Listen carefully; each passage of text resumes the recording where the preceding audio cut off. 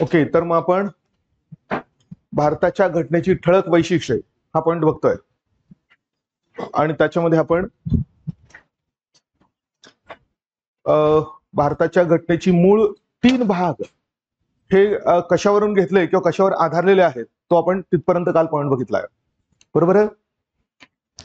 ही घटनेचा संरचनात्मक भाग म्हणजे घटनेची एकंदरीत संरचना ही कशावर आधारलेली आहे तर 1935च्या कायद्यावर आधारलेली आहे. आणि 35च्या कायद्यावर जवळजवळ 75% म्हणजे इंडियाच्या सध्याच्या कॉन्स्टिट्यूशनचं जवळजवळ 75% स्ट्रक्चर हे 35च्या कायद्यावर आधारलेलं आहे. आणि त्यातून जवळजवळ 250 वेगवेगळ्या प्रकारच्या तरतुदी ह्या जशा तशा घेण्यात आलेल्या आहेत असं आपण बघितलं. भारताच्या घटनेचा तात्विक भाग म्हणजे त्याचा अर्थ तत्वज्ञान. भारताची घटना जे तत्वज्ञान सांगतंय आपल्याला किंवा जे तत्वज्ञान प्रदर्शित करतंय तर ते तत्वज्ञान मुळात आपल्याला कुठे आढळतं आणि त्या गोष्टी आपण कुठून घेतलेल्या आहेत असं म्हणतात. तर तत्वज्ञान 3 ठिकाणी आढळतं. एक म्हणजे प्रास्ताविकेतून काही तत्वज्ञान कळतं आपल्याला, दुसरं मूलभूत हक्कांमधून कळतं आणि तिसरं मार्गदर्शक तत्वांवरून कळतं. तर प्रास्ताविका कशाहून घेतली आपण? कशाहून?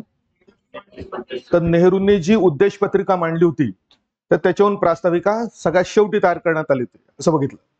मूलभूत हक्क मात्र मुख्यतः युनायटेड स्टेट्सच्या म्हणजे अमेरिकेच्या घटनेवरून घेतले. अर्थातच ते जसेच्या तसे नाही तर भारतीय घटनेला अनुसरून त्याच्यात आवश्यक ते बदल करून भारतीय घटना किंवा भारतीय परिस्थितीला म्हणूया अनुसरून त्यात आवश्यक ते बदल करून त्याच्यामध्ये समाविष्ट केलेले आहेत. आणि मार्गदर्शक तत्वे कशाहून घेतली आहे? आयरिश घटनेवरून.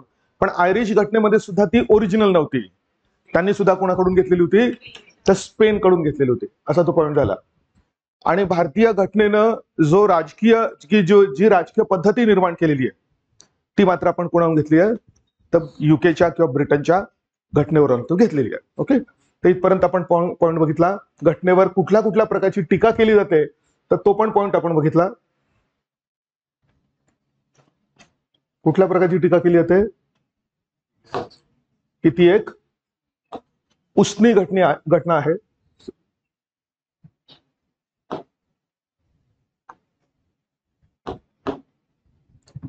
किंवा काहीतरी ठिगळांचं काम आहे. फक्त पॅचेस आपण इकडून तिकडून घेतले आणि ते असं लावलेले आहेत असं काही लोकांचं म्हणणं होतं. किंवा आपण पश्चिमेचं म्हणजे पाश्चिमात्य देशांचं फक्त अनुकरण केलेलं आहे. आपण वेगळं काही केलेलं नाही आणि तिकडून गोष्टी घेतल्या आणि इकडे टाकल्या असं केलेलं आहे. किंवा आपल्या घटनेत नवीन आणि नाविन्यपूर्ण असं काहीही नाही अशा प्रकारची टीका करण्यात आलेली होती. पण मात्र त्याच्यावर कन्क्लुजन म्हणून आपण लिहिलं की ही टीका कशी आहे? अन्याय्य आहे, अतार्किक आहे. आपण बाहेरून ज्या काही गोष्टी घेतलेल्या असतील त्या आपण जशा त्या तशा न घेता आपण भारतीय परिस्थितीला अनुसरून त्याच्यात आवश्यक ते बदल करून किंवा भारतीय स्थिती म्हणजेच काय तर भारतीय परंपरा म्हणूया, भारतीय जीवन पद्धती म्हणूया, तर त्याला किंवा भारतात एवढ्या 4-5 हजार वर्षात ज्या काही वेगळ्या प्रकारच्या थिंकिंग्स क्रिएट झाल्या तर त्याला अनुसरून आपण आवश्यक ते बदल त्याच्यामध्ये केलेले आहेत. फॉर एक्झाम्पल त्या आयरिश घटनेवरून आपण ही मार्गदर्शक तत्वे घेतली. पण मार्गदर्शक तत्वांमध्ये जर तुम्ही बघितलं पुढे आपल्याला तो अभ्यास येईल, लक्षात येईल आपल्याला की बऱ्याचशा गोष्टी आपण आपल्या मूळ धर्मामध्ये किंवा आपल्या जीवनाच्या पद्धतीमध्ये ऑलरेडी होत्या. पंचायतींचं संघटन असेल समजा, पंचायती तर कधीपासून आहे आपल्याकडे? सभा समिती नावाच्या 2 प्रकारच्या पंचायती गाव स्तरावर या एकदम वेद काळ म्हणजे वेदांमध्ये सुद्धा उल्लेख केलेला आहे त्यांचा, तर तेव्हापासून आहेत. त्यानंतर वन्यजीवांची पूजा केली पाहिजे किंवा त्यांचं संरक्षण केलं पाहिजे हे आपल्या जीवन पद्धतीचा भाग होता. म्हणजे आपण पिंपळाची पूजा करतो किंवा एक प्रकारे वेगवेगळ्या प्रकारच्या प्राण्यांची पूजा करतो, प्राण्यांसाठी सण साजरे करतो. तर हे आपल्या मूळ काय म्हणता येईल का आपल्या धर्माचा आणि संस्कृतीचा भागच होता. त्याच्यामुळे असं नाही की आपण सगळं जसंचे तसं स्वीकारलंय, आपण आपल्याला आवश्यक असलेले बदल सुद्धा त्याच्यामध्ये केलेले आहेत असं पॉईंट झाला. आणि त्यानंतर मग भारताच्या घटनेत वेगवेगळ्या कोणत्या गोष्टी कुणाकडून घेतलेल्या आहेत याची सगळी यादी आहे. ही यादी सांगताना मी तुम्हाला आधी ब्रिटनवरच्या आधारावर युएसए कसं निर्माण झालं, त्यामुळे संघराज्यवाद नक्की कशाला म्हणतात आणि त्याची तुलना मग आपण जेव्हा आपल्याशी करतो त्यावेळी आपण म्हणजे थोडक्यात जगातल्या कुठल्याही देशामध्ये किती प्रमाणात संघराज्यवाद आहे, फेडरलिझम आहे, अधिकारांची विभागणी आहे हे जर बघायचं असेल तर सगळी तुलना कोणाशी केली जाते तर युएसच्या किंवा अमेरिकेच्या घटनेशी केली जाते. आणि त्याच्यावर आपण 2 ब्रॉड पॉईंट म्हटले होते की भारताच्या घटनेत ज्या मुख्यतः राजकीय गोष्टी दिसतात त्या आपण ब्रिटिशांवरून घेतल्या आहेत, आणि ज्या मुख्यतः न्यायव्यवस्थेशी संबंधित गोष्टी दिसतात त्या मात्र आपण युएसएच्या किंवा अमेरिकेच्या घटनेवरून घेतलेल्या आहेत. आणि का ते काल आलंय का लक्षात तुमच्या, की जेव्हा ह्या अमेरिकेत जाऊन ह्या लोकांनी अमेरिकेतलं काय म्हटलं पहिल्यांदा वसाहती आणि मग नंतर अमेरिकन देश निर्माण केला, तेव्हा ते सगळे कोणाप्रती नाराज झालेले लोक होते, तर इंग्लंडप्रती नाराज झालेले, तिथून घालून दिलेले, छळ केला म्हणून घालून दिलेले असे लोक होते. त्यामुळे त्यांनी तिकडच्या सिस्टम ब्रिटनच्या सिस्टमच्या एक्झॅक्टली अपोजिट क्रिएट करण्याचा प्रयत्न केला. आणि ब्रिटनमध्ये काय होतं, पार्लमेंट काय होतं, इतकं सार्वभौम होतं, त्याच्या हातात एवढी सत्ता आजही आहे. ब्रिटनमधली न्यायव्यवस्था तुलनेनं कमी महत्वाची किंवा कमी अधिकार संपन्न आहे, आणि त्यामुळे त्यांनी त्यांच्या अपोजिट जाऊन तुलनेनं न्यायव्यवस्थेला जास्त महत्व दिलं आणि राजकीय व्यवस्थेला तुलनेनं कमी महत्व दिलं, अशा प्रकारची गोष्ट निर्माण केली. त्यामुळे आपल्याकडे ह्या दोघांचाही अनुभव होता की ब्रिटनकडे राजव्यवस्थेला म्हणजे राजकीय व्यवस्थेला आणि अमेरिकेमध्ये मात्र न्यायव्यवस्थेला जे महत्व आहे त्यातल्या महत्वाच्या गोष्टी आपण दोघांमध्ये बॅलन्स क्रिएट करण्यासाठी प्रयत्न केला. तो पुढे अजून एक वैशिष्ट्याचा मुद्दा येणार आहे. तर आता ही लिस्ट बघूया की कुठून कुठून आपण काय काय घेतलंय, आणि हे तुम्हाला लिटरली पाठ करावं लागणार या सगळ्या गोष्टी, कारण त्याच्यावर बऱ्याचदा जोड्या लावणवर पूर्व परीक्षेमध्ये प्रश्न येतो. आणि नंतर आपल्याला आपल्या सिलेबसमध्ये मुख्यच्या सिलेबसमध्ये comparison of India's constitution with world constitution म्हणून असं एक पॉईंट दिलेलं आहे. त्यामुळे भारताच्या घटनेचा इतर देशांच्या घटनेशी असलेलं कंपॅरिझन, तर त्यावेळी सुद्धा काही महत्वाचे कंपॅरिझन्स आपल्याला करायचे असतात, तर त्यावेळी सुद्धा हा एक पॉईंट आपल्याला फायद्याचा ठरू शकेल असा पॉईंट. तर मग एक बघूया बघा. तर 1935च्या घटनेवरून त्या कायद्यावरूनच बऱ्याच गोष्टी आपण घेतलेल्या आहेत. तर काय काय प्रमुख घेतलंय बघा. एक म्हणजे संघराज्य योजना. काय अर्थ काढलं पाहिजे संघराज्य योजना, अधिकारांची विभागणी. संघराज्य शब्द आला, आता इंग्लिश मधला संघराज्य शब्द म्हणजे फेडरल असा आहे. मी तुम्हाला ते कन्फ्युजन सांगितलं बघा. इंग्लिशमध्ये फेडरेशन आणि युनियन हे जे दोन्ही शब्द वापरले जातात, दोघांचाही मराठीमध्ये संघराज्य असा शब्द वापरला जातो बऱ्याचदा. त्यामुळे आपल्याला नक्की संघराज्य हा शब्द युनियनसाठी वापरलाय का फेडरेशनसाठी वापरलाय हा मराठीतून नीट कळत नाही. त्यामुळे आपल्याला त्या वाक्याचं काय म्हणतात तर कॉन्टेक्स्ट बघून आपल्याला ते समजून घ्यावं लागतं. अदरवाईज नाहीतर कन्फ्युजन होण्याची शक्यता आहे की नक्की यांना संघराज्य म्हणायचं आहे का युनियन म्हणजे संघ म्हणायचंय. तसं बघितलं तर युनियनला फक्त संघ असा मराठी शब्द वापरला पाहिजे की जेणेकरून तो संघ राज्य आणि संघ यांच्यापासून वेगळा होईल. पण असं महाराष्ट्र शासनाच्या मराठी घटनेमध्ये सुद्धा केलेलं नाही. त्यामुळे संघ युनियनलाच त्यांनी संघराज्य पण शब्द वापरलेला दिसतोय. त्यामुळे कॉन्टेक्स्ट लक्षात घ्या तरच त्याचा अर्थ व्यवस्थित म्हणजे संदर्भ लक्षात घेत राहा तरच त्याचा अर्थ व्यवस्थित लक्षात येईल. मग इथे संघराज्य योजना म्हणजे अधिकारांची स्पष्ट विभागणी केंद्र आणि राज्यांमध्ये करण्यात आलेली आहे, तर ती विभागणी. मग तसंच 35च्या कायद्यातही होतं की त्यावेळेच्या केंद्र सरकारकडे आणि प्रांतांच्या सरकारकडे नक्की कोणते विषय असतील यांची विभागणी केलेली होती. 35चा कायदा जर कोणी वाचलेला असेल तर सोपी विषय आणि कुठले कोणते राखीव विषय. तर राखीव आणि सोपीव या शब्दावरूनच लक्षात येऊ शकतं आपल्याला की कुणासाठी राखीव आणि कुणाला सोपवलेले आहेत म्हणून. मग राखीव विषय जे होते ते कुणासाठी राखीव होते, गव्हर्नर जनरल आणि त्याची जी एक्झिक्युटिव्ह काउन्सिल असायची त्यांच्यासाठी राखीव. आणि सोपी विषय म्हणजे काही विषयांच्या अंमलबजावणीचा अधिकार गव्हर्नर जनरलने कुणाला तरी सोपवलेला होता. मग कुणाला, थोडक्यात म्हणून की लोकप्रतिनिधींना, लोकांनी वेगळ्या पद्धतीने प्रत्यक्ष अप्रत्यक्ष पद्धतीने ज्यांना निवडून दिलेलं आहे आणि ते आता त्या सरकारमध्ये येऊन बसलेले आहेत अशा लोकांना अशा लोकांना अंमलबजावणी करण्यासाठी सोपवलेले विषय. अर्थात त्याचा हेड ऑफ द स्टेट म्हणून गव्हर्नर जनरलच असायचा. म्हणजे थोडक्यात असं म्हणता येईल बघा आता सध्या आपल्याला म्हणजे आत्ताच्या व्यवस्थेवरून लक्षात घेऊ शकता तुम्ही की समजा पंतप्रधान आहेत आणि पंतप्रधानांकडे काही पॉवर आहेत, समजा अधिकार आहेत.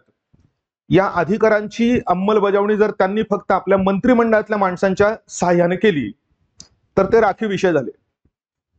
आणि काही अधिकारांची विभागणी जर लोकसभेच्या सदस्यांच्या सहाय्याने केली तर ते मात्र सोपी विषय झालेले असतील, म्हणजे सोपवलेले आहेत थोडक्यात लोकप्रतिनिधींच्या हाती.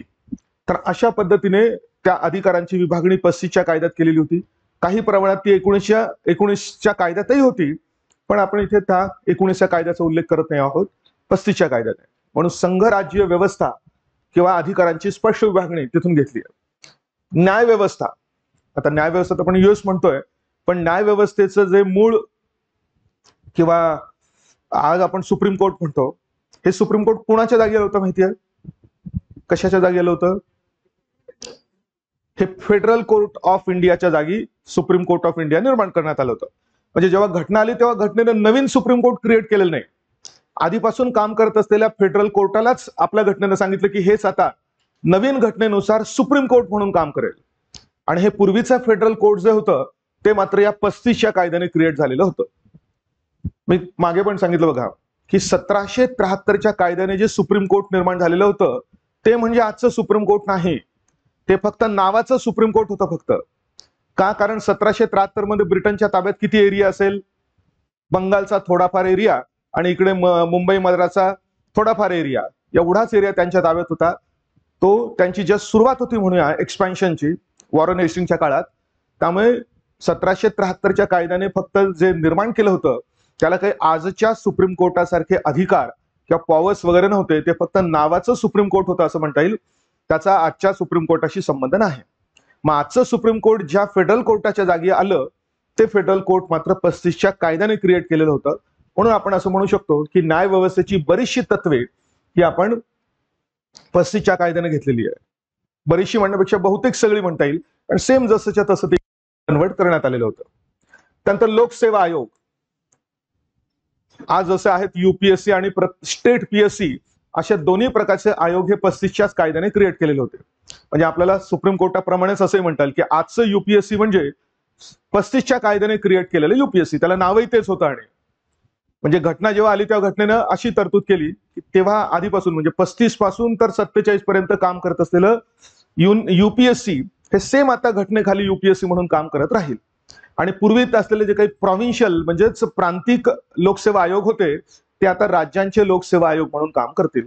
म्हणून लोकसेवा आयोग, त्यांची रचना, त्यांची कार्यपद्धती, त्यांना काय काय कामं करायचे, ही बहुतेक सगळी व्यवस्था ही नवीन आली नाही तर 35च्या कायद्यातूनच जशी तशी घेण्यात आली असे म्हणता येईल. नंतर आणीबाणीच्या तरतुदी किती कलमांमध्ये आहेत? 352, 356, 360. ओके, या तिन्ही प्रकारच्या आणीबाणी 35च्या कायद्यावरून घेतलेल्या आहेत. आणि आणीबाणीच्या बाबतीतही आपल्याला आहे पुढे अभ्यास. जगातल्या जवळजवळ खूप मोठ्या देशांच्या घटनांमध्ये सुद्धा आणीबाणीच्या तरतुदी नाहीत. आता आणीबाणी कशासाठी माहिती सगळ्यांना? एखाद्या वेळी जर देशासमोर एकदम आपत्कालीन परिस्थिती निर्माण झाली की ज्या परिस्थितीशी सामना करण्यासाठी केंद्र सरकारला एकदम पॉवरफुल बनवायचं असेल, एवढं पॉवरफुल की लोकांचे मूलभूत हक्क सुद्धा नष्ट करून टाकता येऊ शकतील, राज्यांचे हक्क सुद्धा नष्ट करून टाकता येतील आणि देशाला संघराज्य नाही तर एकात्मक अशी व्यवस्था निर्माण करायची असेल देशात की जेणेकरून त्या आपत्कालीन परिस्थितीशी सामना करण्यासाठी केंद्र सरकार 100% शक्तिशाली बनेल अशी व्यवस्था करायची असेल तर ती त्यासाठी ह्या आणीबाणीच्या तरतुदी 35च्या कायद्यात आणण्यात आल्या होत्या. या चांगल्या आहे का वाईट आहे असं वाटतं तुम्हाला? थोडा विचार करून सांगा. आणीबाणीच्या तरतुदी चांगल्या आहे का वाईट आहे? उद्देश चांगला असेल कदाचित त्यांचा, पण त्यांची अंमलबजावणी जेव्हा होते तेव्हा काय होतं? कंगना रणावतला पिक्चर काढावा लागतो. बरोबर आहे.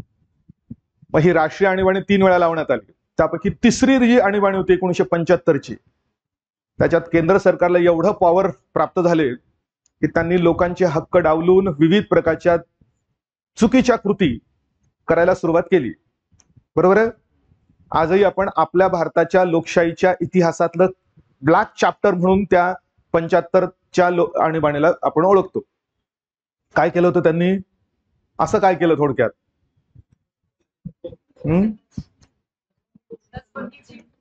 हा, सगळ्यात कुप्रसिद्ध झालेला तत्कालीन इंदिरा गांधी सरकारचा जो कार्यक्रम होता तो म्हणजे हा पॉप्युलेशन कंट्रोलचा प्रोग्राम होता.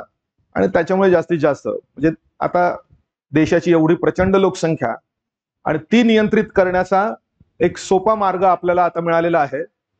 कारण आता लोकांचे हक्क डावलता येऊ शकतात आणि सोपा मार्ग म्हणून त्यावेळी सरकारने काय केलं की डायरेक्ट नसबंदीचे कॅम्प्स लावले जायचे देशभरामध्ये आणि ज्यांची इच्छा नाही अशा लोकांची सुद्धा नसबंदी त्यावेळी करून टाकली जायची. आणि त्यामुळे देशभरात देश सगळा असा भीतीखाली होता की केव्हा आपल्या एरियामध्ये आणि कुठल्या आपल्या कॉलनीत किंवा आपल्या गावात हा असा कॅम्प येईल आणि केव्हा सरकार आणि सरकारची माणसं आपल्याला घेऊन जातील. आणि त्यामुळे हे सरकार एकदम खूप प्रसिद्ध झालं. बाकी इतर गोष्टींमुळे नाही, पण या गोष्टींमुळे. आणि त्यामुळे आपल्याला माहिती की 77 मध्ये इंदिरा गांधी इव्हन त्यांचा सुद्धा पराभव झाला लोकसभेच्या निवडणुकीमध्ये. पुन्हा 80ला आल्या ती नंतरची वेगळी गोष्ट आहे, पण एवढा मोठा फटका काँग्रेसला तेव्हा पहिल्यांदा या आणीबाणीच्याच कारणामुळे बसला होता. त्यामुळे आणीबाणी ही काही चांगली आणि आवश्यक अशा प्रकारची गोष्ट नसते. कितीही तत्वता आवश्यक वाटली तर तिची अंमलबजावणी तत्कालीन माणसं नक्की चांगल्या पद्धतीने करतील की नाही याची काही शाश्वती नसते. त्यामुळे जगातल्या मोठ्या मोठ्या देशांमधच्या घटनांमध्ये सुद्धा अशा प्रकारच्या तरतुदी नाहीत, पण आजही आपल्या घटनेमध्ये आहे. तर आता 356च्या आणीबाणीचा जर विचार केला म्हणजे राष्ट्रपती राजवटीचा राज्यात, तर आतापर्यंत जास्तीत जास्त दुरुपयोग त्या कलमाचा केलेला आहे असं म्हटलं जातं की आवश्यकतेनुसार इच्छेनुसार कुठलंही सरकार बदलवून टाकायचं आणि त्या ठिकाणी राष्ट्रपती राजवट लागू करून टाकायची आणि नंतर आपलं सरकार तिथे कसं प्रस्थापित होईल या दृष्टीने प्रयत्न करायचे. हा मोठा दुरुपयोग त्याचा झालेला आहे. बरोबर आहे. जसं ह्या आणीबाणीच्याच काळामध्ये इंदिरा गांधींनी त्यावेळी जे काही नॉन काँग्रेस गव्हर्नमेंट्स होते स्टेट्समध्ये, हे सगळेच्या सगळे एका फटक्यात तिथे राष्ट्रपती राजवट लागू करून टाकली. आणि जेव्हा मग मोरारजी देसाईंचं 77 मध्ये सरकार आलं तेव्हा त्यांनी तो बदला घेतला. मग त्यावेळी जे काही काँग्रेसची सरकार राज्यांमध्ये काम करत होती त्यांनी एकाच टप्प्यात ती सगळीच्या सगळी राष्ट्रपती राजवट लावून बंद करून टाकली, म्हणजे काय म्हणतात रिप्लेस करून टाकली, असा प्रकार झाला. आणि नंतर कित्येक वेळा याचा दुरुपयोग झालेला आहे असं आपल्याला दिसतं. त्यामुळे ज्यांच्या घटनेवरून आपण आणीबाणीच्या तरतुदी घेतल्या त्यांच्याही घटनेत आज आणीबाणीच्या तरतुदी नाहीत. म्हणजे युकेवरून हा कायदा युकेने केलेला कायदा आहे, 35चा कायदा, बरोबर ना, युकेनेच केलाय ना. ते सगळे 1773 पासून तर भारताला स्वातंत्र्य देण्याचा 1947चा कायदा, हे सगळेच्या सगळे कायदे कुठे पास झालेले आहेत? भारतात नाही, भारतीय गव्हर्नर जनरलने नाही, कुठे केलेले आहेत ते? ब्रिटनच्या पार्लमेंटमध्ये भारतासाठी पास करण्यात आलेले कायदे आहेत ते. त्यामुळे इव्हन युकेच्या घटनेत सुद्धा आज आणीबाणीच्या तरतुदी नाहीत, पण आपल्याही घटनेमध्ये आजही आपल्या घटनेमध्ये मात्र त्या तरतुदी आहेत. असं पॉईंट झाला. त्यानंतर राज्यपाल हे पद, तर तेही 35च्या घटनेवरून, 35च्या घटनेमध्ये त्याच्याही पूर्वीपासून प्रांत असायचे प्रत्येक, आणि प्रत्येक प्रांताचा प्रमुख कोण असायचा ते कालच सांगितलं बघा, आपण मागच्याच लेक्चरला बघितलं. प्रांतांचे 3 प्रकार बघितले, प्रांतांचा प्रमुख कोण. मग मोठे प्रांतांचा प्रमुख कोण असायचा? गव्हर्नर. छोट्या प्रांतांचा लेफ्टनंट गव्हर्नर. ते गव्हर्नर ज्याला मराठीत आपण राज्यपाल म्हणतो. त्यामुळे पद हे तेव्हापासूनच होतं असे म्हणता येईल. आणि बाकी मग ऍडमिनिस्ट्रेटिव्ह डिटेल्स म्हणजे प्रशासकीय तपशील, म्हणजे देशाचं प्रशासन कसं चालवलं जाईल याचे डिटेल्स सुद्धा 35च्या घटनेवरून घेतलेले आहेत असं पण. ह्या त्यातल्या त्यात मी महत्वाच्या गोष्टी लिहिल्या आहेत, अदरवाईज किती आहेत? तर 250 तरतुदी या 35च्या कायद्यावरून घेतलेल्या आहेत असं आपल्याला त्या ठिकाणी दिसतं. आता ब्रिटिश घटनेवरून काय काय घेतलंय, तर इथे बहुतेक सगळ्या गोष्टी तुम्हाला काय दिसतील, कशाशी संबंधित? ब्रिटनच्या घटनेवरून बहुतेक सगळ्या गोष्टी कोणत्या घेतल्यात आपण? संसदीय लोकशाहीची तत्वे ही आपण ब्रिटनच्या घटनेवरून घेतलेली आहेत. ओके, एक बघा, मुळात पहिलाच पॉईंट आहे त्यातला, संसदीय शासन व्यवस्था. आपल्याकडे कोणती शासन व्यवस्था आहे आणि कोणती नाही हे आपण ऑलरेडी बघितलेलं आहे. कोणती नाही? अध्यक्षीय नाही, आपल्याकडे संसदीय आहे. त्याचा पहिला मुद्दा आठवतोय, हेड ऑफ द स्टेट म्हणून कोण काम करेल? राष्ट्रपती. आणि हेड ऑफ द गव्हर्नमेंट म्हणून पंतप्रधान. राष्ट्रपती कसे असतील? नामधारी कार्यकारी प्रमुख असतील, आणि पंतप्रधान मात्र वास्तव कार्यकारी प्रमुख असतील. त्यांना म्हणायचं नॉमिनल, यांना म्हणायचं रियल, त्यांना म्हणायचं डी ज्युअर किंवा डी ज्युरे खरं त्याचं ओरिजिनल प्रोनाउन्सिएशन, आणि यांना काय म्हणायचं? D facto. आता संसदीय शासन व्यवस्थेमध्ये सगळी सत्ता कोणाच्या ताब्यात असते? पंतप्रधानांच्या. एकट्याच्या का? नाही, पंतप्रधानांचा उल्लेख घटनेत सर्व ठिकाणी कसा आहे? मंत्रिमंडळाच्या नेतृत्वाखालील, म्हणजे पंतप्रधान जे मंत्रिमंडळाचं नेतृत्व करतात. आणि मंत्रिमंडळाचा सगळ्यात मोठा भाग जो असतो त्याला आपण कॅबिनेट म्हणतो. कारण मंत्रिमंडळातल्या मंत्र्यांचे 3 प्रकार केले जातात: कॅबिनेट दर्जाचे मंत्री, त्यानंतर उपमंत्री आणि राज्य, म्हणजे कॅबिनेट दर्जाचे मंत्री, राज्यमंत्री आणि उपमंत्री. सध्या कोणीही उपमंत्री भारतात अपॉइंट करण्यात आलेला नाही. त्यामुळे सध्याच्या दृष्टीने बघितलं तर दोनच प्रकार झाले, कॅबिनेट दर्जाचे आणि राज्यमंत्री. आणि हे कॅबिनेट दर्जाचे जे मंत्री असतात त्यांचा जो ग्रुप असतो त्यांना आपण कॅबिनेट असं म्हणतो. त्यामुळे पुढे आपल्याला लक्षात येईल बघा, मंत्रिमंडळ आणि कॅबिनेट यांच्यातला फरक आपण करायचा आपल्याला. जरी सगळी सत्ता मंत्रिमंडळाच्या हातात असली तरी सध्या मंत्रिमंडळाची कधीही एकत्रित सभा होत नाही. मंत्रिमंडळाचे सगळे अधिकार हे कुणामार्फत वापरले जात असतात, तर त्यातला एक उपगट असलेल्या कॅबिनेट मार्फत वापरले जात असतात. त्यामुळे खरी सत्ता ऍक्च्युली कोणाच्या हातात म्हटली पाहिजे, एकदम म्हणजे संकुचित दृष्ट्या म्हटलं तर कॅबिनेटच्या हातात आहे असं आपण म्हणतो. म्हणून ह्या संसदीय शासन व्यवस्थेमध्ये ज्यांच्या हातात खरी सत्ता आहे ते कॅबिनेट असते. म्हणून याच व्यवस्थेला आपण कॅबिनेट व्यवस्था असा सुद्धा शब्द वापरतो. पुढे पण जस्ट पुढच्या 1-2 पॉईंट मध्ये तो मुद्दा येणार आहे बघा पुढे सुद्धा. अजून डिटेल त्याचा अभ्यास त्यावेळी बघूया. त्यानंतर आपल्याकडे द्विगृही संसद आहे, हे पण आपण त्यांच्याकडून घेतलंय. लोकसभा राज्यसभा, ही लोकसभा आणि राज्यसभा युकेच्या कोणत्या सभागृहावरून घेतली तोही मुद्दा आपण मागे बघितलाय. युकेच्या लोकसभेला म्हणजेच कनिष्ठ सभागृहाचं नाव काय आहे, हाऊस ऑफ कॉमन्स. आणि युकेच्या वरिष्ठ सभागृहाचं नाव काय, हाऊस ऑफ लॉर्ड्स. तशाच प्रकारची रचना आणि कार्ये असलेली आपल्याकडे लोकसभा आहे, राज्यसभा आहे. म्हणून द्विगृही संसदेची तत्वे पण तिकडून घेतली. त्यानंतर ही first past the post system, ही पण आपण युके वरून घेतलेली आहे. माहितीये का अर्थ कोणाला, first past the post. Post कोणती इथली तुम्हाला मिळवायची ती नाही. हे कळण्याकरता आपल्याला थोडक्यात आपण रेस किंवा ते बघूया, म्हणजे इथला हा जास्त पॉईंट आपल्याला कळेल. रेस माहिती सगळ्यांना, पळण्याची रेस. कोण जिंकलं हे कसं ठरतं हे सगळं पळतायत सगळं मुलं. जिथपर्यंत त्याची मर्यादा आहे तिथे ती रिबिन लावून ठेवलेली असते. आणि जो त्या रिबिनला पहिल्यांदा टच करतो तो जिंकला असं आपण म्हणतो. ओके, ही रिबिन ज्या खांबांना लावून ठेवलेली असेल ते झाले त्या ठिकाणचे पोस्ट. गोल पोस्ट असतो बघा जसा, किंवा इव्हन आपण खो खो खेळताना ते 2 पोस्ट असे बघतो आपण, किंवा फुटबॉल किंवा आपलं हे हॉकी खेळताना तो जो एरिया असेल समजा आपण म्हणूया की जिथे गोल करायचा आहे तो पण त्या ठिकाणचा पोस्ट झाला. सगळा गेम त्याच्या दरम्यान होणार आहे. मग आता इथे सुद्धा ह्या पोस्टच्या पास्ट म्हणजे पलीकडे जो पहिल्यांदा जातो तो जिंकलेला आहे असं आपण म्हणतो. मग तसंच निवडणुकीत कोण जिंकून येतं आणि अल्टिमेटली सरकार कोण स्थापन करतं ही सुद्धा सिस्टम याच्यासारखी झाली. बरोबर. आता सरकार कोण स्थापन करतं, आता लोकसभेचं म्हटलं तर 273 जागा किंवा 272 प्लस जागा ज्या पक्षाला किंवा पक्ष युतीला प्राप्त झालेल्या आहेत तो निवडून आलेला आहे, तर तो सरकारमध्ये येण्याचा पहिला अधिकार त्यांना प्राप्त होतो असं आपण म्हणतो. बरोबर आहे ना.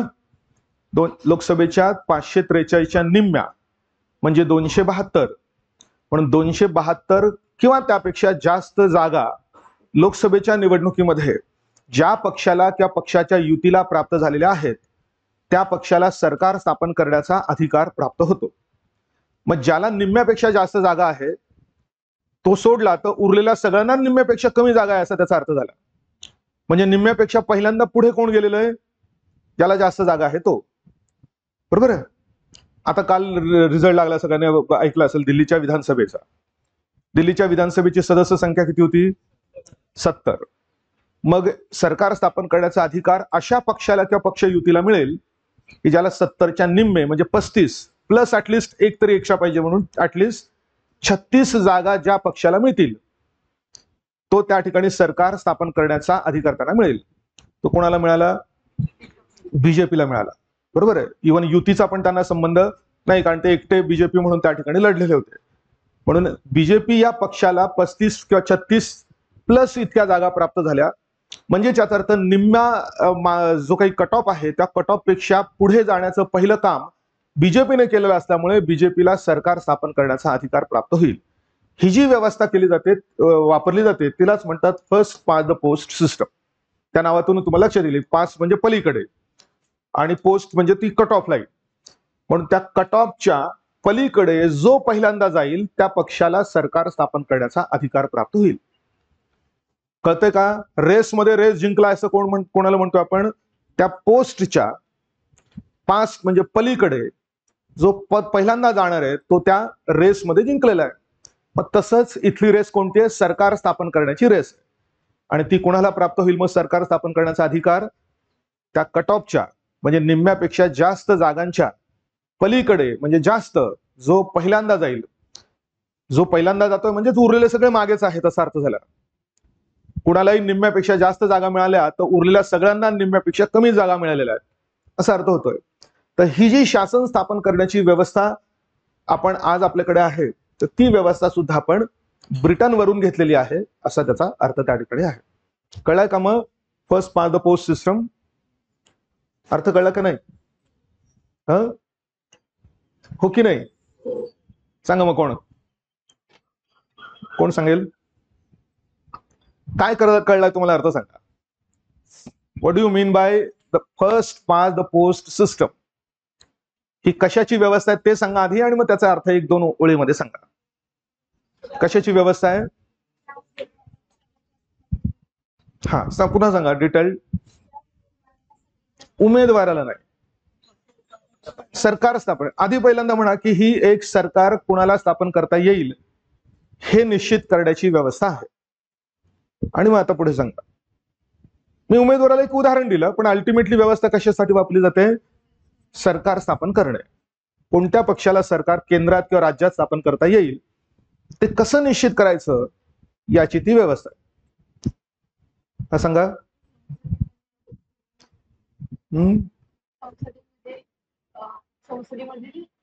लोकसभा आता इथे समजा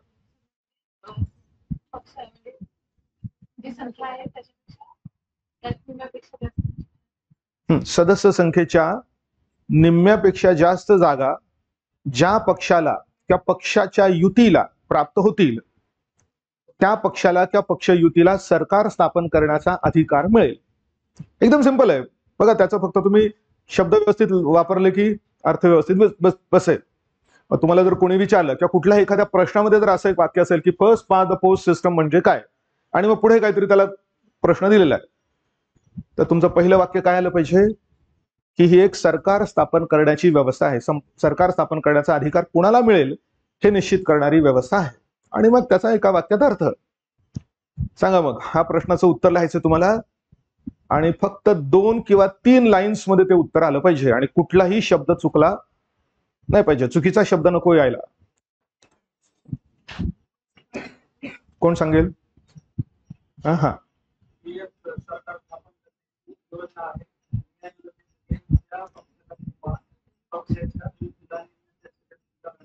सभागृहातल्या लोकसभा बनवूया आपण इथे. सर्वप्रथम सरकार स्थापन करण्याचा अधिकार प्राप्त होईल. बरोबर आहे. इथे म्हणताना काय आता केंद्राचं म्हणायचं असेल तर लोकसभेचा उल्लेख केला पाहिजे, राज्यांचा म्हणायचं तर विधानसभेचा. म्हणून लोकसभेत किंवा विधानसभेत ज्या पक्षाला त्या पक्ष युतीला सभागृहाच्या निम्म्यापेक्षा जास्त जागा प्राप्त होतील त्यांना सरकार स्थापन करण्याचा पहिला अधिकार प्राप्त होईल. म्हणून जे कोणी त्या पोस्टच्या म्हणजे कट ऑफच्या पलीकडे पहिल्यांदा जात आहेत त्यांना सरकार स्थापन करता येईल. ही जी व्यवस्था आपण वापरतोय ती सेम जशी ब्रिटनच्या व्यवस्थेवरून घेतलेली आहे आपण. असा हा मुद्दा होता. त्यानंतर अजून काय घेतलंय तर कायदा करण्याची पद्धत. आपल्या संसदेत आणि राज्य विधानमंडळात कायदा करण्यासाठी जी पद्धत वापरली जाते ज्याच्यामध्ये प्रथम वाचन, द्वितीय वाचन, तृतीय वाचन अशा टप्प्यांचा समावेश होतो तर ही व्यवस्था आपण तिकडून जशी तशी घेतली आहे. इव्हन हे first reading, second reading, third reading हे शब्द सुद्धा ब्रिटनवरून जसेच्या तसे आपण घेतलेले आहेत असं म्हणता येईल. तर मी मागे म्हटलं बघा हे 2-3 पॉइंट्स आपले झाले की आपल्याला आधीच या कायदा करण्याच्या पद्धतीचा आपल्याला अभ्यास करून घ्यायचा आहे. तर त्यावेळी ती सगळी पद्धत आपल्या लक्षात येईल. त्यानंतर कायद्याचं राज्य ही सुद्धा व्यवस्था किंवा हे सुद्धा तत्व आपण ब्रिटिश घटनेवरून घेतलंय. Rule of law. देशात कायद्याचं राज्य आहे म्हणजे कोणाचं राज्य नाहीये असं जर म्हणायचं झालं देशात काय तर कायद्याचं राज्य आहे म्हणजे कुणाचं नाहीये माणसाचं राज्य नाहीये. कायदा माणसंच अंमलात आणणार, पण माणसाचं राज्य नाहीये. म्हणजे पूर्वी तो राजा नावाचा एक माणूस असायचा की जो आपल्या मर्जीप्रमाणे हवा तसा राज्यकारभार करायचा.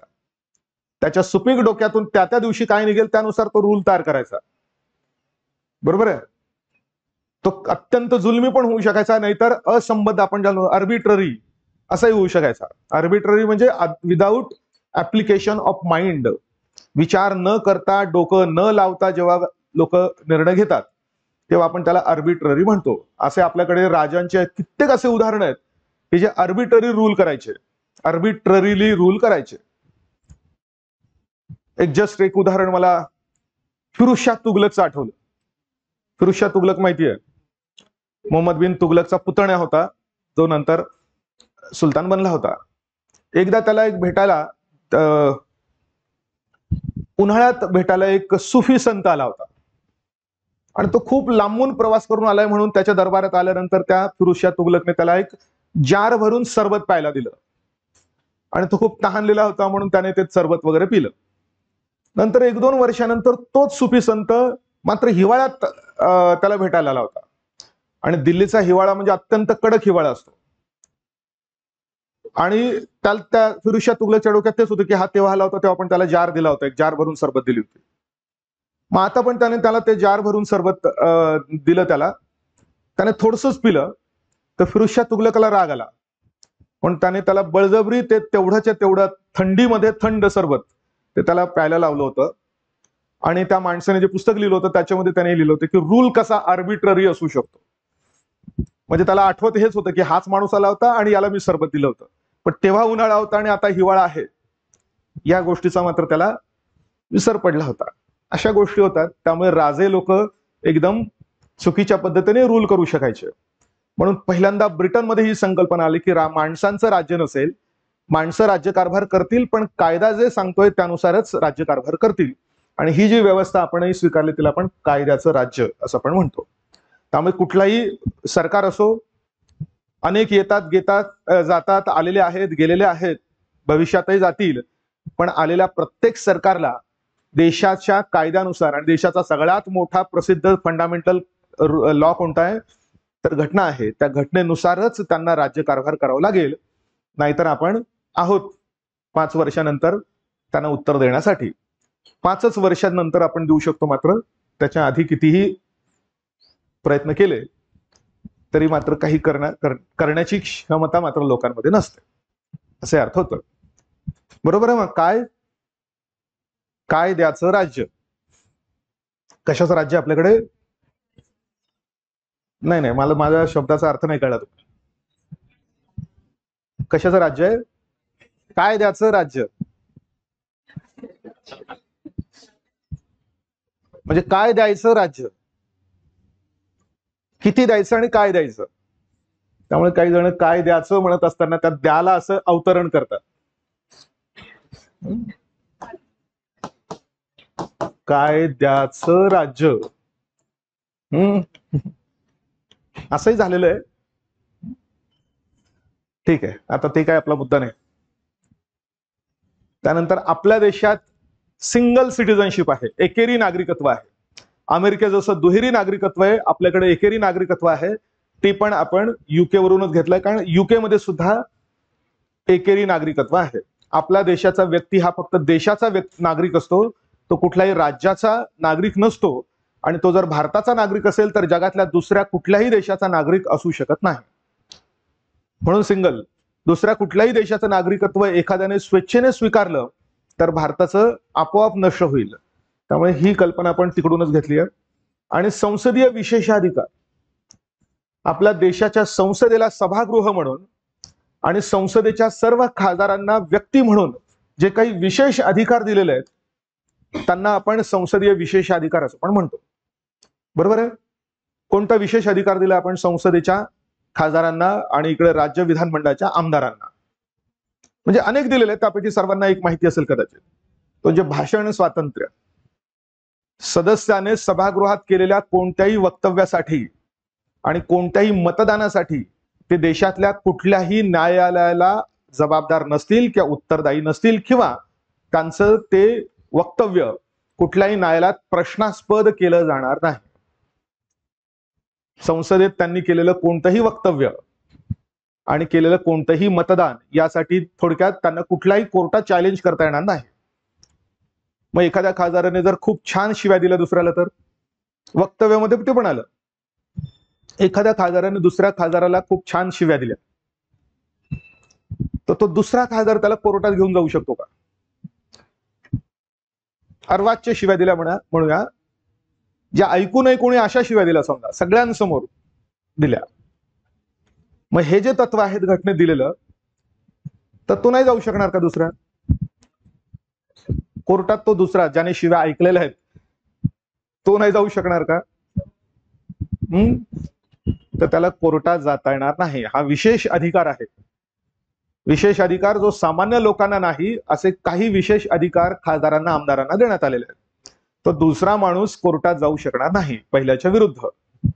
शिव्या देता देता त्यांची हाणामारी झाली समजा, आणि एखाद्याला लागलं समजा, काहीतरी रक्त वगैरे आलं, तर तो त्याच्या विरुद्ध कोर्टात जाऊन अटेम्प्ट टू मर्डर असा खटला चालू शकतो का? तर तेही करू शकत नाही. म्हणून कोर्टात, सभागृहात केलेलं कोणतंही वक्तव्य, केलेली कोणतीही कृती, आणि इव्हन मतदान सुद्धा, मतदान केलं किंवा करण्यापासून रोखलं एखाद्याला, तरी सुद्धा ही गोष्ट आपल्या देशाच्या न्यायालयात जाणार नाही. मग असं तर काही चालेल तिथे,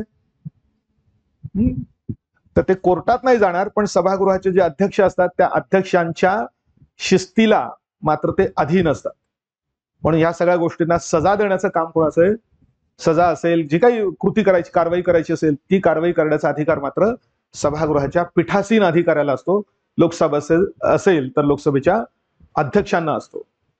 त्यामुळे ते त्यांना निष्कासित करू शकतात, त्यांना घालवून टाकू शकतात, त्यांना सांगू शकतात की 2 दिवस यायचं नाही सभागृहामध्ये, कधी कधी 1 वर्ष यायचं नाही, असे वेगळ्या प्रकारचे हे देऊ शकतात. आणि इव्हन त्यांना अटक पण करू शकतात.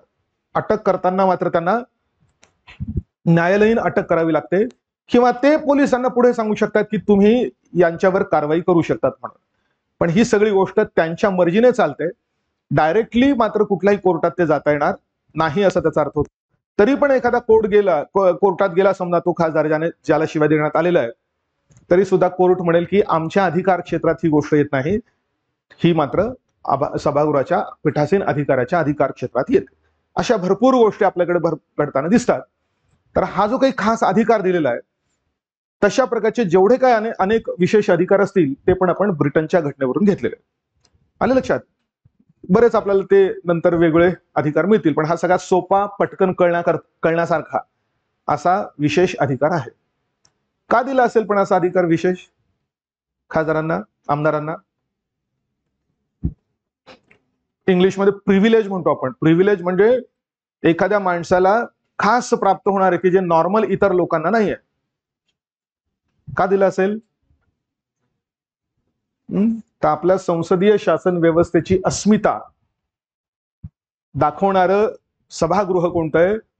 तर हे लोकसभा, राज्यसभा, संसद आहे. म्हणजे तर त्या ठिकाणी जाणाऱ्या लोकांना निश्चिंतपणे काम करता यावं, याकरता त्यांना काही खास अधिकार देण्याची आवश्यकता आहे. जर एकमेकांवर टीका करताना सर ते एकमेकांना घाबरले समजा, तर विरोधी पक्ष आपलं कामच करू शकणार नाही. विरोधी पक्षाचं काम आहे विरोध करणे. विरोधी पक्ष नेता समजा इथे बसलेला असतो, पंतप्रधान इथे बसलेले असतात, शेजारी गृहमंत्री पण बसलेले असतात, आणि समोरासमोर असतात ते. विरोधी पक्ष नेता जर म्हटलं की अरे बापरे, गृहमंत्री बसलेले आहेत, आपण काही चुकीचं बोललं तर उद्या आपल्याला हे धरून पकडून कुठे गायब करतील, काही शक्यता नाही आहे, सांगता येत नाही. म्हणून जर त्यांनी विरोध करायचंच बंद केलं, तर मग लोकशाहीचं महत्वाचं जे काही तत्व आहे, प्रिन्सिपल आहे, यांना शासन करण्याचा अधिकार दिलेला आहे, तर यांना त्या शासनात काय त्रुटी आहेत, काय चुका आहेत ते दाखवून देण्याचा अधिकार दिलेला आहे. त्यामुळे सभागृहामध्ये बोलताना सगळे बिनधास्त असतात. फक्त सभागृहाचे इतरही नियम असतात की असंसदीय शब्द वापरू नये वगैरे वगैरे, बाहेर बोलताना आणि सभागृहात बोलताना. त्यामुळे अशा रीतीने फरक पडतो त्या ठिकाणी. तर हे तिथून आपण सगळे घेतलेले. हा, पीठासीन अधिकारी काय करू शकतात? पीठासीन अधिकारी करू शकतात, केलेलं पण आहे. आत्ताच्या यांनी पण बऱ्याचदा केलेल्या आहेत. आता पीठासीन अधिकाऱ्यांनी एखादा निर्णय चुकीचा घेतला समजा, तर पीठासीन अधिकाऱ्यांना एक अधिकार दिलेला आहे की त्यांनी घेतलेल्या कोणत्याही निर्णयाच्या विरुद्ध कोर्टात जाता येणार नाही, किंवा त्यांचा निर्णय अंतिम असतो तरी त्यांच्या अभ्यासात येईल आपल्याला. पीठासीन अधिकाऱ्यांनी घेतलेले विविध काय म्हणता येईल निर्णय हे अंतिम मानले जातात आणि ते न्यायिक पुनर्विलोकनाच्या कक्षेत येत नाही, म्हणजे त्यांना कोर्टात चॅलेंज करता येत नाही. तरी सुद्धा मध्ये काही घटनांमध्ये कोर्टात त्यांच्या निर्णयांना चॅलेंज करण्यात आलं होतं, पण कोर्टाने सुद्धा सांगितलं की आम्ही फक्त त्यांना फक्त एक निर्देश देऊ शकतो की तुम्ही लवकरात लवकर हा निर्णय घ्या, किंवा त्या निर्णयाबद्दल काय बाकीच्यांची काय मागणी आहे त्याच्याबद्दल काहीतरी निर्णय घ्या, पण तो त्यांचा निर्णय आम्ही रद्द नाही ठरवू शकत. अशा गोष्टी झाल्या होत्या. याचं उत्तम उदाहरण म्हणजे महाराष्ट्राच्या अध्यक्षांनी हे जे काही पक्ष फुटले आणि त्याच्यामुळे सरकार बदललं होतं मध्यंतरी, ठाकरे सरकार जाऊन शिंदे सरकार आलं होतं, त्याच्या केसशी संबंधित जो निर्णय सुप्रीम कोर्टाने सांगितला आपल्या विधानसभेच्या अध्यक्षांना की लवकरात लवकर निर्णय घ्या, डेडलाईन दिला 2-3, पण तरी सुद्धा त्यांनी त्या डेडलाईन पाळल्या नाही. कारण ते म्हणतात की सभागृहातल्या ज्या काही सगळ्या गोष्टी आहेत ते माझ्या अधीन आहेत, कोर्टाच्या हे नसतील तर कोर्ट मला आदेश देऊ शकत नाही. त्यामुळे शेवटी निवडणुका झाल्या, नवीन सरकार प्रस्थापित झालं, पण तरी सुद्धा त्या घटनेचा निकाल फायनली काही लागलेला नाही. त्यामुळे मनमानी करू शकतात किंवा चुकीचे निर्णय घेऊ शकतात. हा, त्यांनी चुकीचे निर्णय घेतले तर त्यांना पदावून दूर करण्यासाठी अधिकार सभागृहाच्या सदस्यांना दिलेला आहे. म्हणजे आपल्याकडे सगळे चेक अँड बॅलन्सची सिस्टम आहे. एखाद्या व्यक्तीच्या हातात जर सत्ता दिली तर त्या सत्तेला चेकमध्ये ठेवण्यासाठी दुसऱ्या व्यक्तीला काहीतरी सत्ता किंवा अधिकार दिलेला असतो. म्हणजे आपल्याकडे असं कोणी सुप्रीम कोणीच नाही. आपल्याकडे सुप्रीम फक्त कोण आहे? घटना आहे. घटना सांगेल त्यानुसारच सगळ्या गोष्टी होतील. त्यामुळे सगळ्या वेगवेगळ्या प्रकारच्या यंत्रणा, व्यक्ती, अधिकार संपन्न व्यक्ती यांना सगळ्यांना चेक अँड बॅलन्सच्या माध्यमातून चेकमध्ये म्हणजे नियंत्रणात ठेवण्यात आलेलं आहे असं आपल्याला दिसेल. हे सगळं हळूहळू सगळं तुम्हाला कळली सगळी घटना, या सगळ्या गोष्टींचा व्यवस्थित अंदाज येत राहील तुम्हाला. म्हणून म्हणतो मी तुम्हाला की पुढचं सगळं वाचून ठेवत राहा. पण ते काही तुम्ही करण्याचं नाहीच ठरवलेलं आहे. ठीक आहे. आता युएसएच्या घटनेवरून बहुतेक घेण्यात आलेली गोष्टी या सगळ्याच्या सगळ्या नाही, पण बहुतेक सगळ्या आपल्याला न्यायिक व्यवस्थेशी संबंधित दिसतील. आता मूलभूत हक्क, आधीच मी म्हटलं बघा, मूलभूत हक्क इथे म्हटलं बघा, मूलभूत हक्क कोणावरून घेतले? युके वरून. पण ते जसेच्या तसे नाही. मूलभूत हक्क असतील ही संकल्पना, की ही कल्पना आपण युएसच्या घटनेवरून घेतली, अमेरिकन घटनेवरून घेतली. त्यामुळे हे वाक्य व्यवस्थित लक्षात घ्या. मूलभूत हक्क नाही घेतले जसेच्या तसे. काय घेतलेलं आहे? घटनेत लोकांसाठी किंवा नागरिकांसाठी मूलभूत हक्क असतील किंवा असावेत ही कल्पना आपण अमेरिकेच्या घटनेवरून घेतलेली आहे. मूलभूत हक्क असण्याची कल्पना घेतलेली आहे. नॉट की all the fundamental rights as it is नाही घेतले आपण. ती वाक्य नाही घेतली तिकडून तशी. पण घटनेत नागरिकांना कोणते हक्क असतील याची यादी दिली जायला पाहिजे, अशा प्रकारची कल्पना, आयडिया आपण युएसच्या घटनेवरून घेतली आहे असं म्हटलं पाहिजे. त्यानंतर हा मुद्दा मी काल परवा पण सांगितलं बघा, उपराष्ट्रपती हे पद. आणि आता तुमच्या कंबाईनच्या परीक्षेमध्ये त्याच्याशी संबंधित एक प्रश्न आला होता, बरोबर आहे? भारताचं राष्ट्रपती पद हे काही अमेरिकन राष्ट्रपती पदावर आधारलेलं नाही, पण भारताचं उपराष्ट्रपती पद हे अमेरिकन उपराष्ट्रपती यांच्या पदावर आधारलेलं आहे. राष्ट्रपती नाही, उपराष्ट्रपती. अदरवाईज भारताचे राष्ट्रपती आणि अमेरिकेचे राष्ट्रपती यांची कुठून कुठून दुरून दुरून पण तुलना होऊ शकत नाही. अधिकारांच्या बाबतीत होऊ शकते का? तो कसा माणूस आहे? कसा आहे ते म्हटलं ना मी वाक्य. तो असा एक व्यक्ती आहे की ज्याने उच्चारलेलं अर्ध वाक्य सुद्धा जगाची बातमी होऊ शकते, जगातली बातमी होऊ शकते, जगातल्या सगळ्या पेपरमध्ये येईल अशी बातमी होऊ शकते.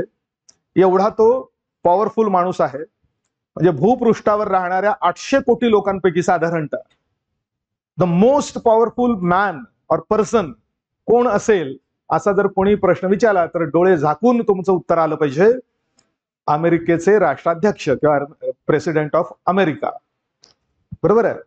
जे आता काय करतायत त्याच्यावरून आपल्याला दिसतं ते सगळं. कोणी विरोध करू शकलं? भारत विरोध करू शकला का? एवढ्या लोकांना तुम्ही पाठवलंय आणि अजून काहीतरी 400 लोक येणार आहेत. कसं पाठवलं त्यांना? मी म्हटलं ना, पाय साखळदंडाने बांधलेले, हात साखळदंडाने बांधलेले, 40 तास प्रवास त्यांना केलं. एका कुठल्या तरी लष्करी विमानात बकऱ्या मेंढ्या कोंबल्यासारखं त्यांना कोंबलं आणि ते भारतात आले. त्यांना जेवताना सुद्धा त्यांचे हात मोकळे केले नाही. अशा परिस्थितीमध्ये ते काय असे गुन्हेगार माणसं तर नव्हते. त्यांच्या दृष्टिकोनातून ते इलिगली राहत होते, पण ते काय असे कोणतरी मर्डर करणारे असे गुन्हेगार माणसं होते का? नाही. मग आपण ऍटलिस्ट एवढं तर म्हटलं पाहिजे होतं की तुम्ही यांच्या मानवी हक्कांची काय म्हणा की त्याच्याकडे लक्ष दिलं पाहिजे होतं. पण आपण असं कधीच म्हटलं नाही. उलट आपण काय समर्थन केलं? ही काही पहिलीच घटना नाहीये. असं बराच वेळा त्यांनी आपल्या इलिगली तिकडे राहणाऱ्या लोकांना इकडे पाठवून दिलेलं आहे. आणि आकडेवारी पण दिली संसदेमध्ये की यावर्षी इतके लोक पाठवले, यावर्षी इतके लोक पाठवले. पण इतक्या वर्षात एकदाही बातमी झाली नाही त्यांची. ज्यांना पाठवले त्यांना दरवर्षी पाठवले असतील कदाचित 200-500 काहीतरी माणसं, पण इतक्या वर्षात तर एकदाही त्याची बातमी वाचण्यात आली नाही किंवा झालीच नाही बातमी. याच वर्षी का बातमी झाली? कारण पाठवण्याची पद्धत असा प्रकार झाला. तर मग विरोध सुद्धा करू शकत नाही. तर त्यांना शपथ घ्यायची होती म्हणून युद्ध बंद झालं. युद्ध तात्पुरतं बंद केलं इस्रायलने गाझापट्टीवर. त्यांना वाटलं की अरे आपण भारी काम करतोय. ट्रम्प तात्यांना वाटलं. त्याचं पुढचं वाक्य ट्रम्प तात्यांचं की गाझा आम्ही आमच्या ताब्यात घेऊ. ऐकता नाही सगळं. याच्याहून ऍटलिस्ट एक गोष्ट कळली पाहिजे की मोस्ट पॉवरफुल पर्सन म्हटलं की ते अमेरिकेचे राष्ट्रपती आहेत. त्यांच्या तुलनेनं भारतीय राष्ट्रपतींची आपण जर विचार केला तर 1% सुद्धा त्यांच्या हातात पॉवर नाही. म्हणून ते नाही, पण उपराष्ट्रपती पद आधारलेलं आहे. आणि ते पण अधिकाराच्या दृष्टिकोनातून नाही, ते एका विशिष्ट कारणासाठी आपण म्हणू शकतो की दोघांचे उपराष्ट्रपती पद एका कारणावरून सारखे आहेत. तर कुठलं कारण आहे मग ते? ज्याप्रमाणे अमेरिकेचे उपराष्ट्रपती हे त्यांच्या वरिष्ठ सभागृहाचे म्हणजे सिनेटचे पदसिद्ध सभापती असतात, तसं आपले उपराष्ट्रपती सुद्धा आपल्या राज्यसभेचे पदसिद्ध सभापती असतात. या एका कारणामुळे आपण ही दोन्ही पदं म्हणजे आपलं पद त्यांच्या पदावर आधारलेलं आहे असं आपण म्हणू शकतो. कळलं? हा पण लक्षात ठेवा. काय? अमेरिकेचे उपराष्ट्रपती जी सेनेट राज्यसभेचे पदसिद्ध सभापती असतात. ओके, तर त्यामुळे झालं. त्यानंतर तिसरं तत्व, न्याय व्यवस्थेचं स्वातंत्र्य. न्याय व्यवस्थेला कोणापासून स्वतंत्र ठेवलं पाहिजे? कायदे मंडळ आणि कार्यकारी मंडळ यांच्यापासून. जर न्याय व्यवस्थेला स्वतंत्र ठेवलं नाही तर सरकार आपल्या मर्जीतली लोक न्याय व्यवस्थेत न्यायाधीश म्हणून बसवतील आणि ते सरकारला हवं त्या पद्धतीने सगळ्या खटल्यांचे निकाल देतील. असं झालं तर न्याय व्यवस्था आणि न्यायदानाची प्रक्रिया ही एक जोक बनून जाईल फक्त देशामध्ये. बरोबर आहे? त्यामुळे न्याय व्यवस्थेमध्ये असलेल्या न्यायाधीशांनी आणि सगळ्या न्यायालयांनी अत्यंत निष्पक्ष आणि स्वतंत्र पद्धतीने निकाल दिले पाहिजे. सरकारला हवं त्या पद्धतीने नाही, तर त्या on the basis of the merit of the case त्यांनी त्या पद्धतीने निकाल दिले तरच न्यायदान व्यवस्थित होऊ शकेल आणि लोकांच्या न्यायाचं हक्कांचं संरक्षण त्या ठिकाणी होऊ शकेल. म्हणून आपण सुद्धा त्यांच्याप्रमाणे न्याय व्यवस्थेचं स्वातंत्र्य अधिकाधिक निर्माण करण्याचा प्रयत्न केलेला आहे. 100% न्यायव्यवस्था आजही स्वतंत्र नाही अशा प्रकारच्या काही टीका केल्या जातात. बरोबर आहे? ते पण आपण बघूया. न्यायव्यवस्थेला कशा रीतीने स्वतंत्र करण्याचा प्रयत्न घटनेने केलेला आहे, तो मुद्दा त्या ठिकाणी येतो, तर ते लक्षात येईल. तर अमेरिकेने जसं न्यायव्यवस्था स्वतंत्र केली ब्रिटनच्या विरोधामुळे, तर तशा प्रकारे या ठिकाणी करण्याचा आपण हा प्रयत्न केला. त्यानंतर हे न्यायिक पुनर्विलोकनाचं एक प्रसिद्ध तत्व जे घटनेत आलेलं आहे, कलम 13च्या माध्यमातून आलेलं आहे, तर ते पण तिकडून आपण घेतलेलं आहे. त्याचा आता फक्त मी जस्ट वरवरचा अर्थ सांगतो, डिटेल त्या ठिकाणी लक्षात येईल. पुनर्विलोकन म्हणजे पुन्हा पाहणी. कोण करणार? न्यायव्यवस्था करणार. आणि कशाची पुनर्पाहणी करणार? तर संसदेने केलेल्या कायद्यांची पुनर्पाहणी करून हे कायदे जर घटनाविरोधी असतील असं जर समजा न्यायव्यवस्थेला कळलं, तर हे घटनाविरोधी कायदे बाद ठरवण्याचा अधिकार जो न्यायव्यवस्थेला दिलेला आहे त्याला आपण त्यांचा न्यायिक पुनर्विलोकनाचा म्हणजेच ज्युडिशियल रिव्ह्यूचा अधिकार असं आपण त्याला म्हणतो. मग ज्युडिशरी रिव्ह्यूज व्हॉट, फक्त हे लक्षात घ्यायचंय, न्याय व्यवस्था पुन्हा पाहणी करते. कशाची? संसदेने केलेल्या कायद्यांची. आणि जर संसदेने केलेला कायदा देशाच्या घटनेच्या तत्वांच्या विरुद्ध असेल असं न्याय व्यवस्थेला लक्षात आलं तर तो कायदाच बाद ठरवण्याचा अधिकार आपल्या न्याय व्यवस्थेला आहे. जर असा नसता तर घटनेनं कुठलेही कायदे केले असते. घटनेने कुठे आपलं संसदेनं कुठल्याही प्रकारचे कायदे केले असते. उद्या जर त्यांनी सांगितलं समजा एक कायदा केला आणि या ठिकाणी राहणाऱ्या लोकांची सगळी घरं उद्यापासून आमची, असा कायदा केला तर बरं करता येईल का असा कायदा? समजा एक कॉलनी आहे, समजा एक कुठली तरी, आणि संसदेने किंवा इकडे राज्य विधानमंडळात एक कायदा झाला आणि त्यांनी सांगितलं की आम्हाला इथून रस्ता बांधायचा आहे, इथे धरण बांधायचं आहे, अजून काय करायचं समजा, त्यामुळे उद्यापासून तुमची सगळी जागा आमच्या ताब्यात, असा कायदा आम्ही करत आहोत. तर कुठे जाल? न्यायालयात जावं लागेल ना.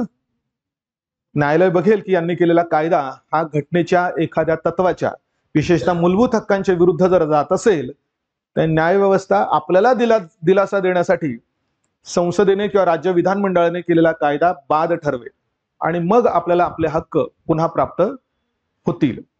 म्हणून ही खूप मोठा महत्वाचा अधिकार आहे. हा अधिकार नसता तर संसदेनं हव्या त्या गोष्टी केल्या असत्या आणि लोकशाही असतानाही ते सरकार जुलमी बनवू शकलं असतं. ते जुलमी बनण्यापासून प्रतिबंधित करण्याचं काम न्याय व्यवस्थेच्या ह्या अधिकारामुळे झालेलं आहे असं आपल्याला म्हणता येईल. राष्ट्रपतींवरील महाभियोगाची पद्धत. राष्ट्रपतींना पदावरून दूर करायचं असेल तर जी पद्धत वापरली जाते तिला आपण महाभियोग म्हणतो, इंग्लिशमध्ये इम्पीचमेंट म्हणतो. तर ज्या पद्धतीने राष्ट्रपतींना पदावरून दूर करता येऊ शकतं, जी काही घटनेत पद्धत दिलेली आहे ती पण आपण अमेरिकेच्या घटनेवरून घेतलेली आहे. त्याचाही पुढे आपल्याला अभ्यास करायचाच आहे.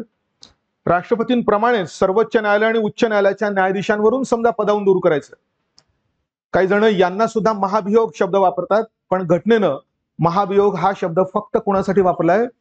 राष्ट्रपतींना पदावरून दूर करण्यासाठी वापरलाय, यांच्यासाठी वापरलेला नाही. यांच्या पद्धतीला सिंपली आपण पदावरून दूर करण्याची पद्धत असंच आपण म्हणतो.